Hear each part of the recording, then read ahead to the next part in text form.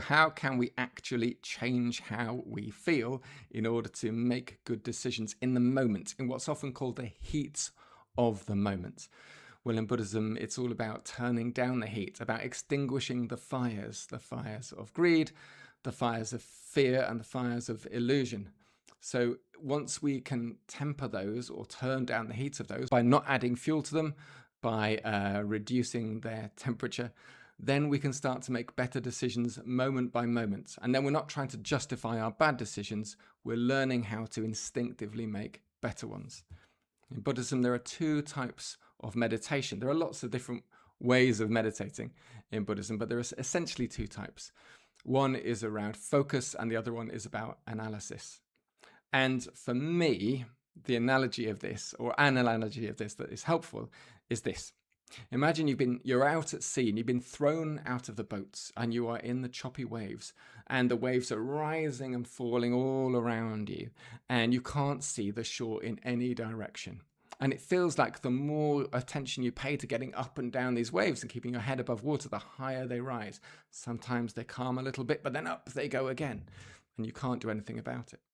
Then somebody throws you a life buoy, or buoy, as they say in some parts of the world. Someone throws you a buoy, a float, and you grab hold of that float. But still the waves around you seem to go up and up. Now, what if you were controlling the waves by your mind? Bear with me on this analogy.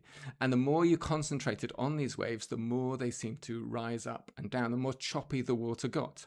And somehow, magically, the more you focus your attention on the floats that was thrown to you, and the less attention you pay to those waves, the more the waves seem to subside. Now, the trouble of that, of course, is once the waves start to calm, you start to notice, oh, the waves are calming again. And then your attention is on the waves again, and it starts to rise up and swell and get choppy. And so you have to bring your attention back to the floats, to the buoy or buoy that's been handed to you.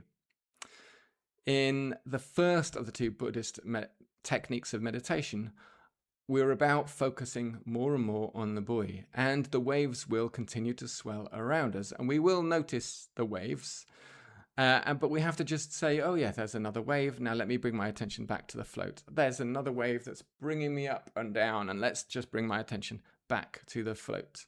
And every time we bring our attention back to the float, the waves begin to subside.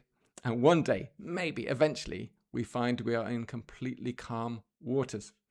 Now that's when the second form of meditation becomes the really useful one, which we can do before that, but just not to great effect. And that's the analysis, because once we have focused on the float, which by the way can be our breathing, or the sense of the breath in and out, or it can be counting, or it can be focusing on a single boring object in front of us, whatever it is that stills our mind, the thing that anchors us away from our thoughts, that's the float. Once we've focused on the float so much that the waves have subsided enough, we can then see in every direction, and we can say, ah yes, there is the shore. I can see which way to go. I can see the direction now, and it's not even that far. Analysis is once we have calmed our mind, we can then see further in each direction, and we can begin to understand ourselves and the world around us all the better. Another analogy of choppy waters is if we were looking into a pool. As the waters are disturbed, we cannot see underneath the waters. Once the waters are stilled, we can see perhaps all the way to the bottom.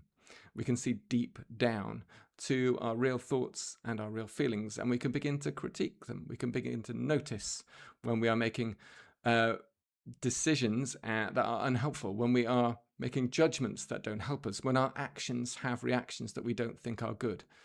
And so by regularly practicing the habits of stillness and of noticing the suffering within us and the suffering in the world around us, then we can begin to change how we feel moment by moment. And as we do, we can begin to become good people. It is possible to do what we want to do and to not do what we don't want to do.